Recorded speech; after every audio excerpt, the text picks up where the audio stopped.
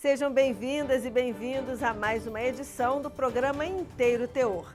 Acompanhe comigo decisões que fizeram e fazem a diferença na vida de muita gente. Fique por aqui e confira.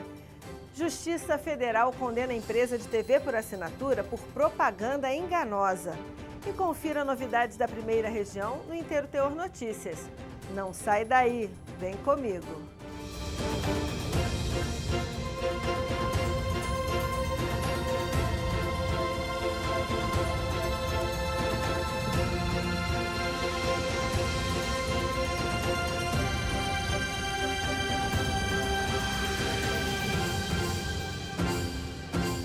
Cada vez mais, as pessoas têm buscado entretenimento em casa por meio de ferramentas tecnológicas. Serviços de internet, TV a cabo e plataformas de streaming de vídeo oferecem opções a todas as idades. Mas, por se tratarem de produtos relativamente novos, nem sempre a legislação está preparada para regulamentar as possibilidades de serviços oferecidos. O resultado é que muitas questões acabam chegando à justiça, como na história que Fátima Uchoa conta agora.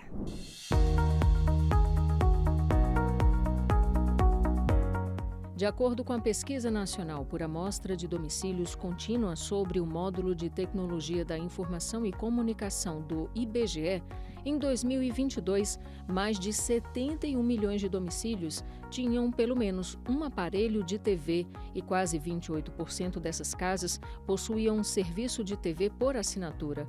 O acesso à internet estava presente em quase 69 milhões de residências. Entre os domicílios com televisão, 43,4%, ou 31 milhões e 100 mil, utilizavam algum serviço pago de streaming de vídeo. A contratação desses serviços estabelece relação de consumo entre os cidadãos e as empresas. Por isso, é necessário ficar atento para entender o que os pacotes e combos realmente oferecem. E nem sempre as empresas prestadoras deixam claro quais são disponibilizados e por quanto tempo. Estão os consumidores atentos a isso? Será que leem o contrato de prestação de serviço? Na verdade, não. E você já teve algum problema? Já tive. Como que foi a questão? Bom, como eu não li o contrato, né? Eu não me informei, aí tive o problema de ter que pagar mais, de aumentar todo mês vir um pouco a mais, entendeu? Fora do meu orçamento. Então, assim, foi bem chato. Não. E você já teve algum problema? Sim. Como que foi? Depois do contrato, não era o valor que eu tinha contratado. E tinha os serviços? Teve o serviço, mas não da forma que falaram. Não, E você já teve algum problema por isso? sim. Como foi? Eu fiz um contrato de internet, aí me venderam um contrato junto, no contrato tinha um pacote de televisão junto. E eu não sabia. Aí eu demorei muito para poder conseguir ter o retorno do cancelamento, teve um transtorno muito grande. É bem complicado. Pelo jeito não é difícil encontrar consumidores que tiveram problemas com a contratação desse tipo de serviço, né? E muitas vezes essas situações são resolvidas pela justiça. Foi o que aconteceu em Goiás, após o Ministério Público receber reclamações de pessoas que contrataram o serviço de TV por assinatura da Oi e da empresa Elsis Equipamentos Eletrônicos.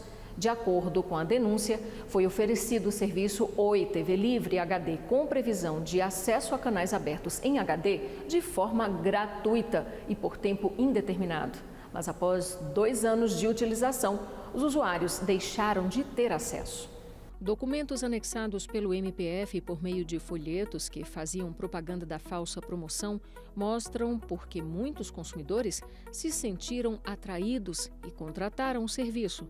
Mas como os acessos ficaram restritos, reclamações começaram a acontecer. E a resposta da Oi era que se fazia necessária a contratação de um plano anual.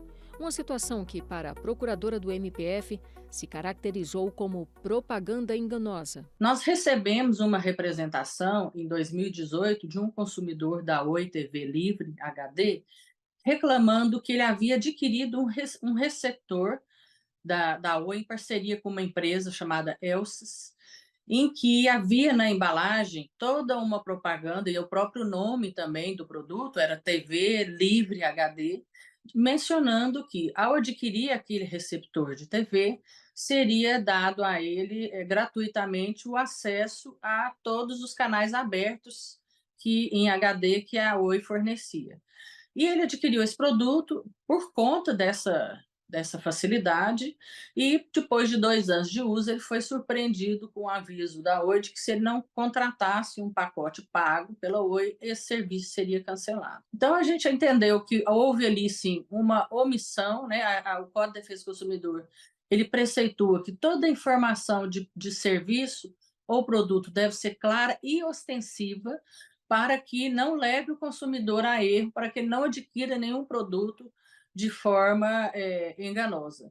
Então, detectamos que houve-se uma falha nessa comunicação, dessa propaganda, que levou vários consumidores a adquirir esse produto. O caso foi analisado pela Primeira Vara Federal de Goiás, que integra a primeira região da Justiça Federal. O juízo determinou que Oi Móvel e Elsys devem alterar toda a publicidade do serviço e informar corretamente o prazo de validade do acesso gratuito a canais fechados, obrigatórios, cortesia, do assinante ou outros cuja gratuidade tenha prazo de validade, sob pena de multa diária de R$ 5.000. As empresas também foram condenadas ao pagamento de indenização por dano moral coletivo em razão da veiculação de publicidade enganosa. E caso não haja alteração na sentença com possíveis recursos, a Oi Móvel terá de pagar R$ 70.000 e a Elsys R$ 30.000. Os valores devem ser revertidos ao Fundo de Defesa dos Direitos Difusos. É importante isso, né? Que as empresas que trabalham, né, com produtos assim, e que elas tenham mais esse cuidado, né?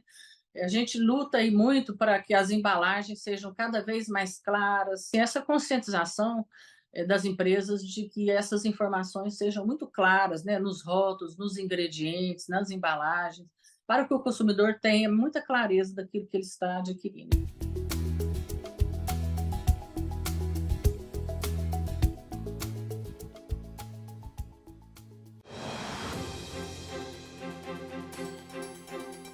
Olá, a gente vai conversar mais sobre esse assunto, abordando outros aspectos, com a procuradora do MPF em Goiás, Mariane Guimarães. Procuradora, a reportagem que acabou de ser exibida mostra um problema enfrentado com frequência pelos consumidores, que é a propaganda enganosa. A senhora poderia explicar para a gente a definição legal do que seria uma propaganda enganosa? Propaganda enganosa é toda aquela que, por omissão ou por negligência, ou até de má fé, ela possa induzir um consumidor a adquirir um produto que não tenha a qualidade ou que não forneça realmente todos os requisitos para os quais levaram aquele consumidor a adquirir aquele produto. E nesse caso específico, procuradora, que foi objeto da ação proposta pelo MPF, como é que se estabelece a relação de consumo? O consumidor está adquirindo um receptor com a finalidade de obter o serviço de acesso à TV aberta pela empresa Oi. E isso é feito numa parceria entre a empresa Oi e a empresa Elsys, que é a que fornece o receptor.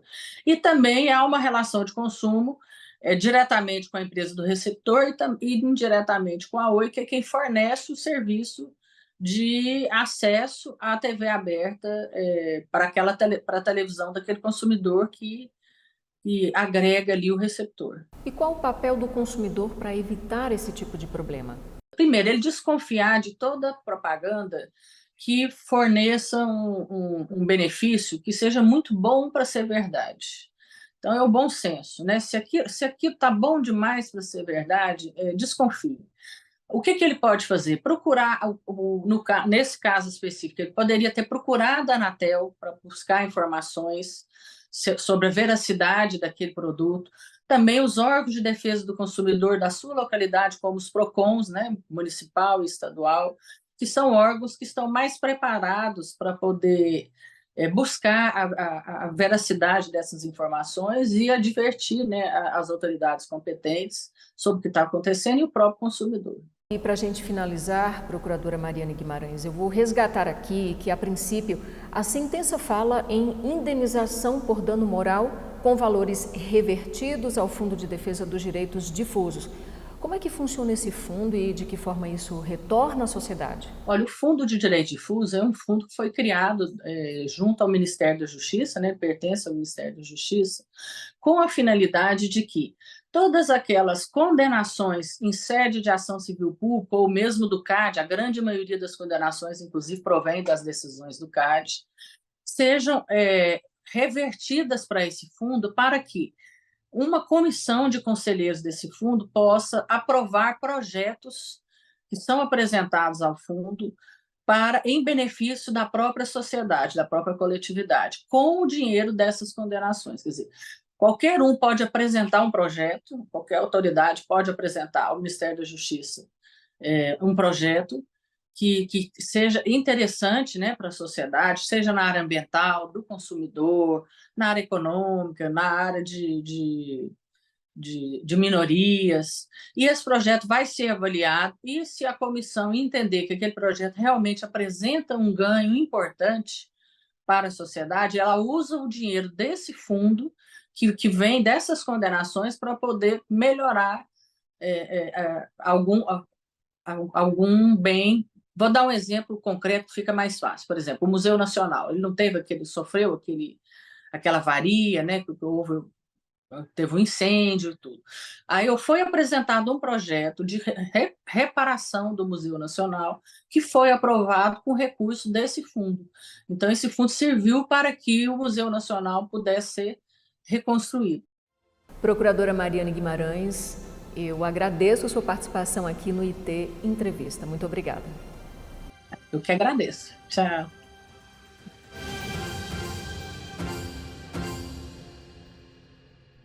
E agora, no IT Notícias, vamos falar sobre indenização, contribuição previdenciária e acessibilidade. E quem traz para a gente um giro por decisões da Justiça Federal da Primeira Região sobre esses temas é Marco Antônio Feitosa.